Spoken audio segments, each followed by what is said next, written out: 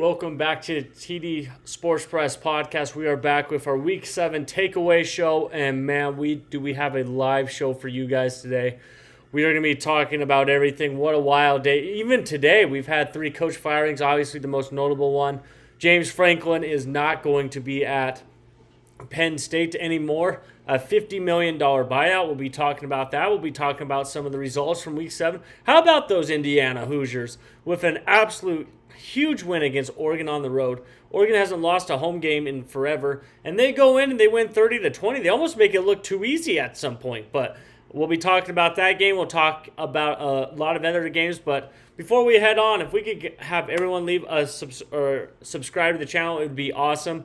We are at 10 subscribers, where our goal is to hit 100 subscribers before bowl season hits. If that happens, we will have a giveaway on the channel as well. This channel has big plans for the future. Can't wait to share it with you guys. We're super stoked for what the future could hold. So, with that being said, let's get right into the show. Check out our TikTok and our Spotify as well for our long forms content, short forms. We go live every single day on TikTok, by the way, and we post 2 videos a day on TikTok. So we got everything there for you. There's our plug for us. We're obviously still looking for sponsors. If you want to leave a sponsor, we have our email on here as well. So let's get on with the big news. James Franklin is no longer the head coach at Penn State.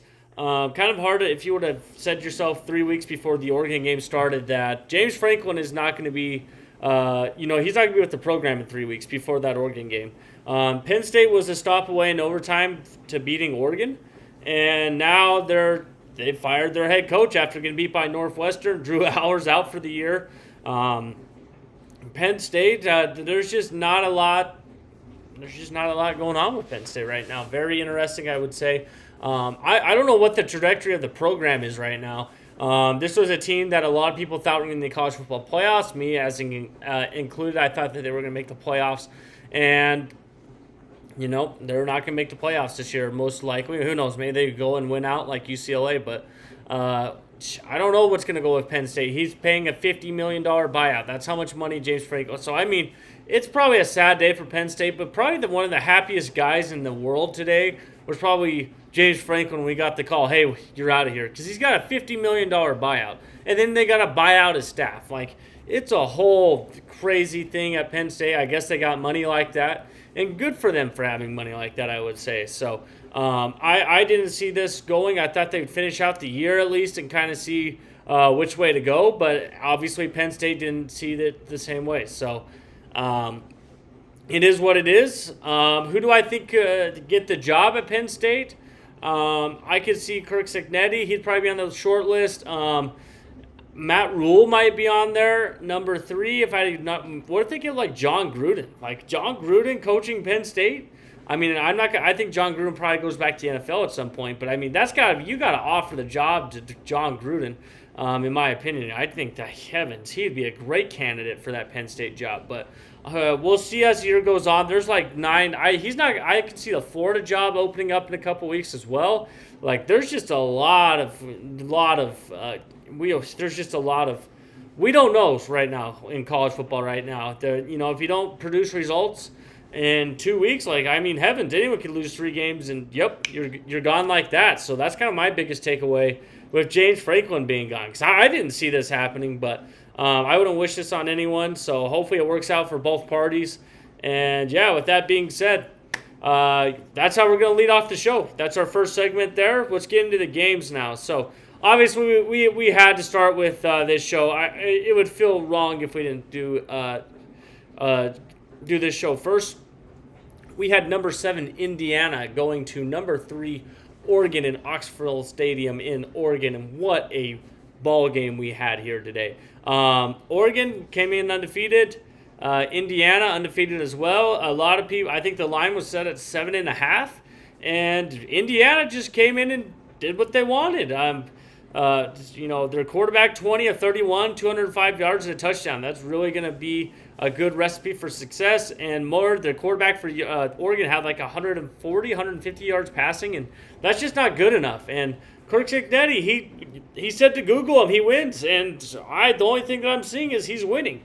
this is crazy. This is one of probably the most shocking results in college football up to this point. And a lot of people would say, "Oh, you never knew." Yeah, there's not maybe an Indiana fan out there really thought they have a chance.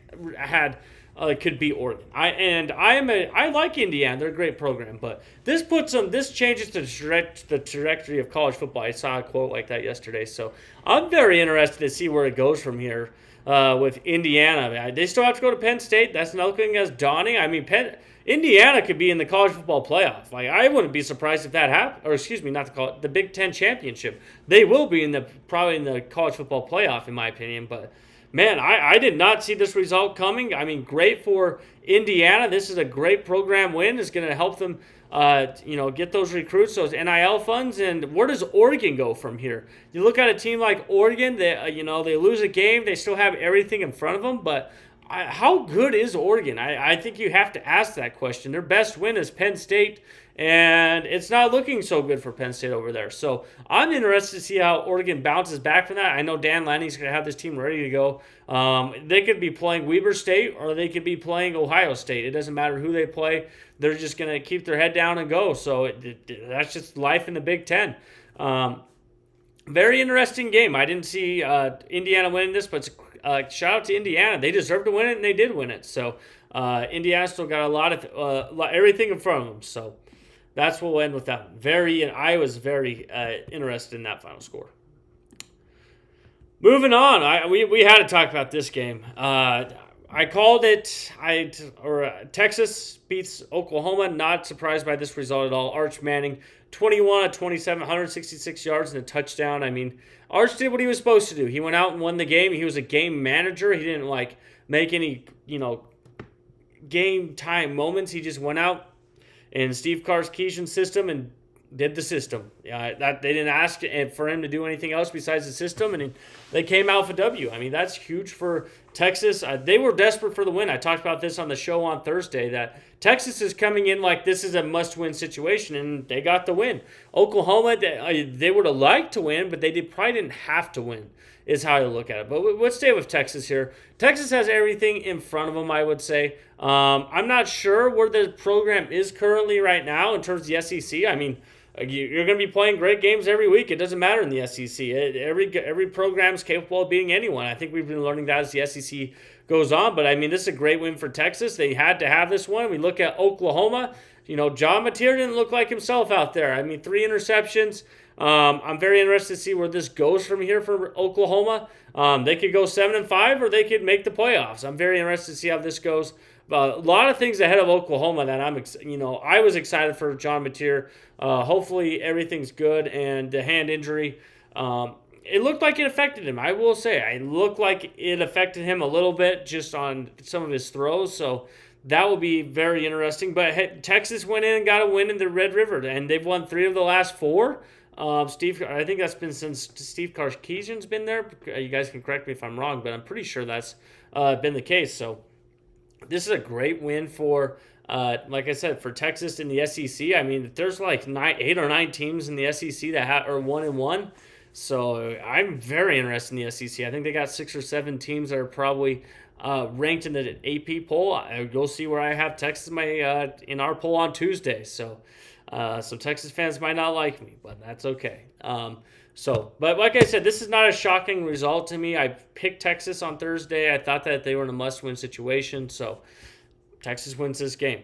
Like I said, I saw this coming. So let's move on here. This game was let's talk about it right here. We had number 7 Alabama going to number 14 Missouri. I will tell you right now, this was probably one of the hardest games I've had to predict the entire year. We got it right, but Missouri should have won this football game. And here's why Missouri should have won. Why in the world does your best running back have 12 carries?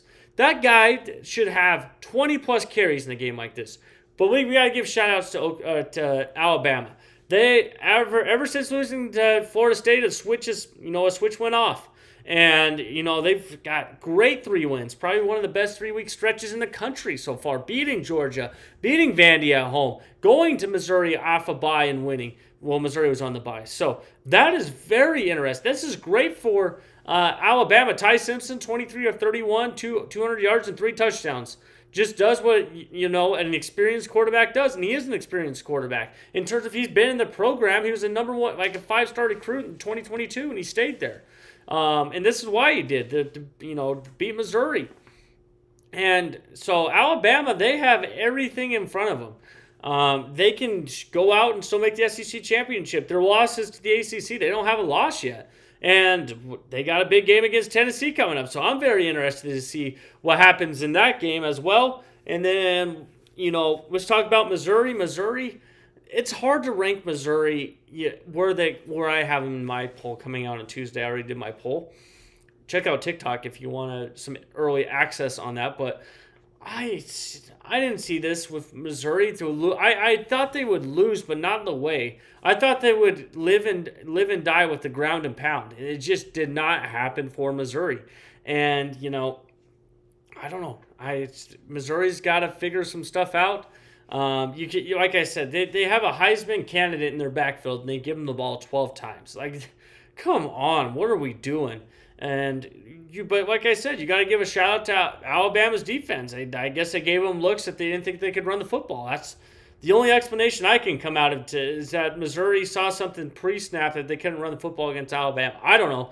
Maybe one of you guys can answer that question for me because I don't know why in the world they only ran the ball that many times. So, but shout out to Alabama. They got to play Tennessee next week. So life, like I said, life in the SEC is not for the weak. It's what you sign up for when you go to Alabama or South Carolina or Kentucky for that matter. So we'll see what happens. So shout out to Alabama. They get the win and they move on. They're going to keep going. So that is good for them. Let's move on to this game. And holy cow. This game was something else, would I tell you. Number 10, Georgia, beats Auburn 20-10. If you guys didn't watch this football game, it was a ref show and a half. I've never seen a worse officiated college football game than I watched last night. I feel bad for Auburn. Auburn had a touchdown, and they called it a fumble. It makes no sense when the ball is clearly crossed the line. I don't even know. And then Kirby Smart calls a timeout, then he doesn't call a time. I've never seen anything like that before. So if I was an Auburn fan, they've been screwed in 2 games this year against Oklahoma and Georgia. I mean, they're right in these games. They scored a touchdown. Georgia, it was 3rd and 8. They didn't convert, or they did convert, and Kirby Smart called a timeout, and then he didn't call a timeout. I've never seen anything. Like, none of these refs need to be held accountable. Like, all they do is they'll, like you saw against Oklahoma, they'll release a Twitter statement saying, we made a mistake. Well, I mean, Hugh Freeze's job is not safe right now. Like, you should be giving him $200,000 or something. Like, there's got to be a fine for making mistakes like this. How do you go to a review and see the ball is clearly across the goal line and you still call it a fumble? How do you make a mistake like that at review? You don't see that very often. And if I'm an Auburn fan, I check on the Auburn fans, please. Because I don't know what is going on with these officials in the SEC. It is diabolical at this point what is going on. Georgia, they won this. Doxson Bennett, 24-37, 217 yards. They got lucky.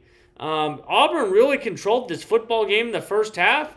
And I really thought Auburn was going to have a chance to win this game. But I didn't see this. Or I thought Auburn would lose, but not in the way that they lost. It is very puzzling the way they lost. You can't blame the rest for everything. I guess we'll talk about Georgia's offense. They went out and did what they were supposed to. Man, I don't know. I'm flabbergasted even talking about this. Like, how does Auburn? I don't know. How do these officials just get to go on to next week like nothing happened? In the replay review, how do you mess that up that bad? I don't know. We got to move on with the show, but Georgia plays Ole Miss this week. Ole Miss didn't look terrible. They beat Washington State 34-31. I don't know what's going to happen in the SEC with that game, but let's move on. Auburn, you just got to keep going. You got to roll with the punches, as I like to say. You got to roll with the punches. You got to keep going. You got to keep chugging. So, I mean, I don't know. I don't know what more they need to do. So, let's move on. Okay, this is probably the most entertaining football game of the weekend. It was my best bet of the week, was BYU to win this game. And they looked nothing like the bet of the week until the very end of the scoreboard, because they should have lost this game to Arizona. Arizona, there was a rain delay. I mean, there was distractions. BYU pulls this out in double overtime. Great for BYU. Bear he was 12 of 29, 172 yards and 1 touchdown.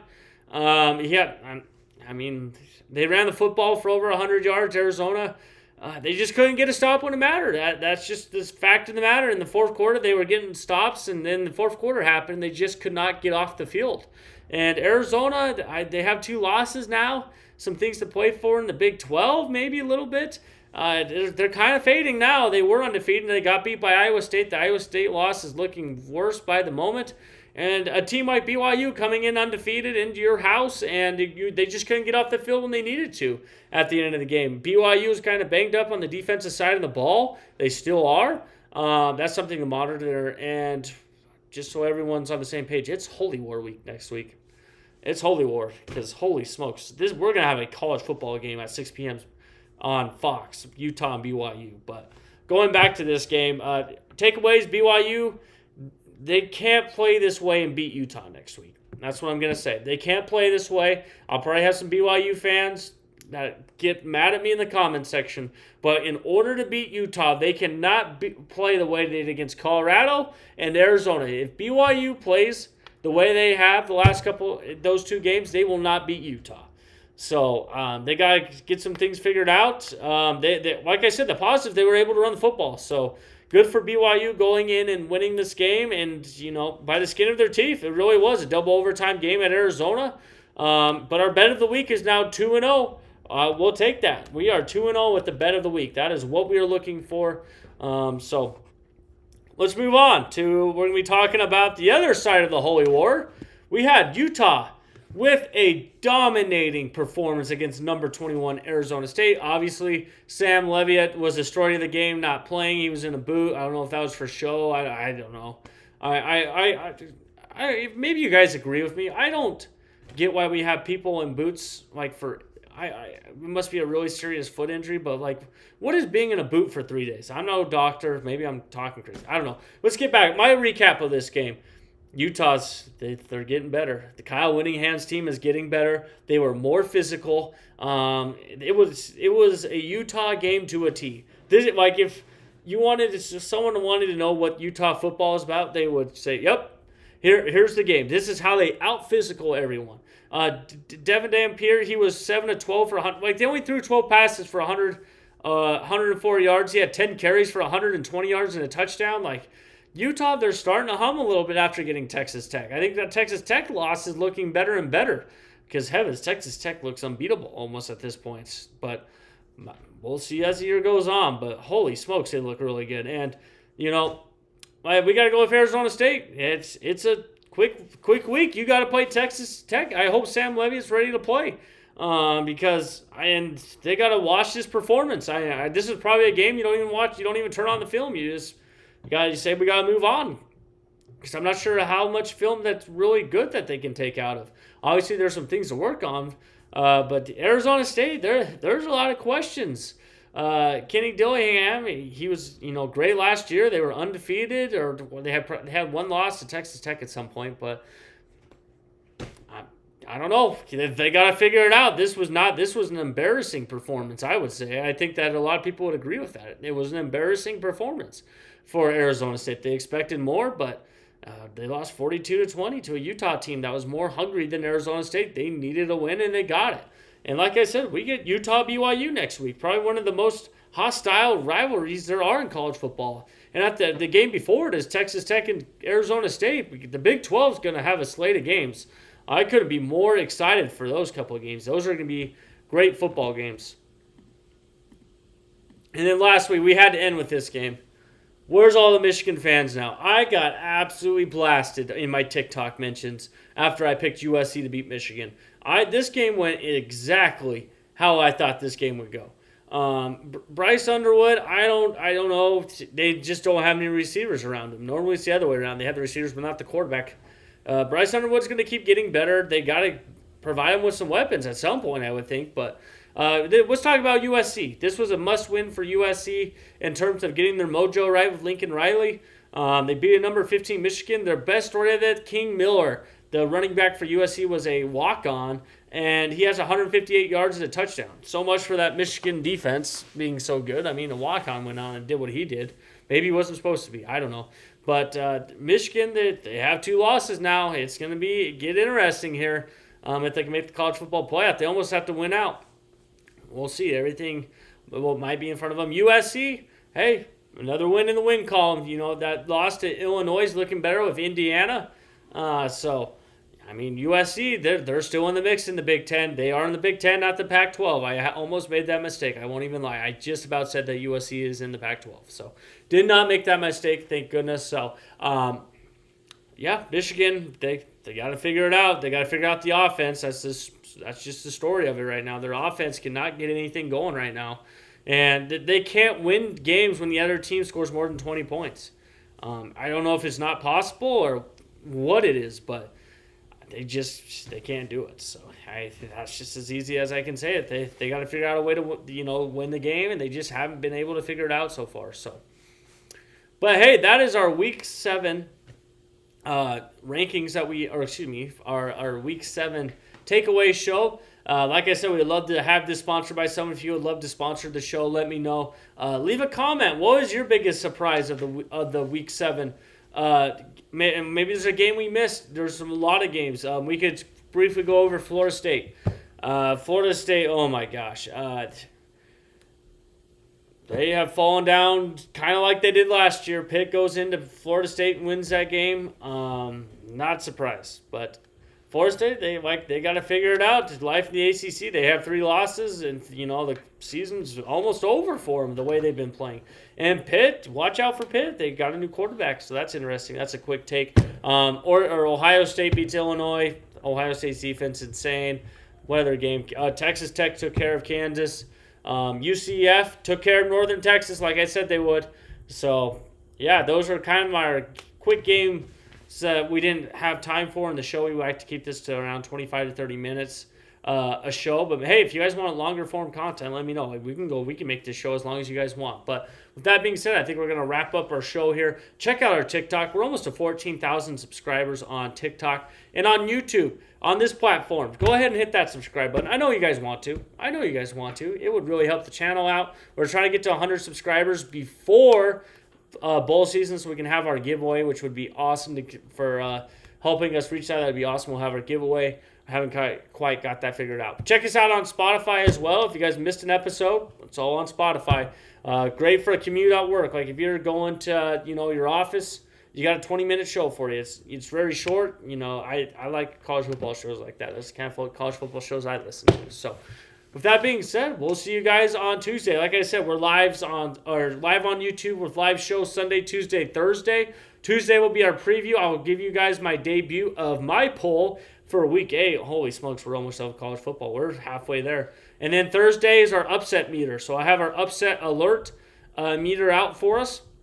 And like I said, if you love the content, we're on TikTok as well. We post 2 videos a day for the most part, and we go live every single day as well. So if you guys want to go there, I go really into the Q&A session there. So with that being said, we're going to end the live here.